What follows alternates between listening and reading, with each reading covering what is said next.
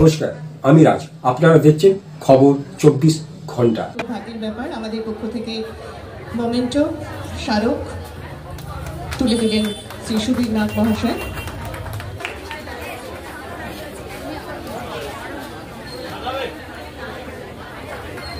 এভাবে ওনার আশীর্বাদ সমস্ত কাজে থাকে।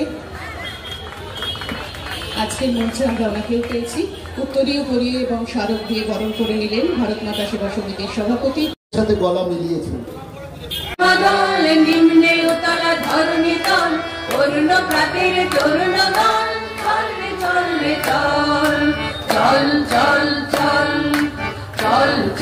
খানা সাংস্কৃতিক সংগঠন একত্রিত হয়ে আমরা 150 কণ্ঠে এই বন্দে মাতরম সঙ্গীত আজ পরিবেশনা করলাম।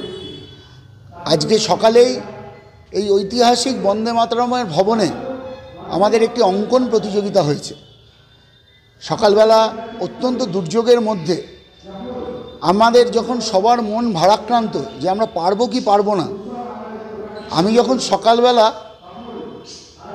এই 8টা নাগাদ এখানে এসে পৌঁছেছি, ঠিক 8:15 8:20 এ সময় সুদূর কাটোয়া থেকে একজন ভদ্রমহিলা তার বাচ্চাকে নিয়ে এখানে এসছেন এই প্রতিযোগিতায় অংশগ্রহণ করার জন্য।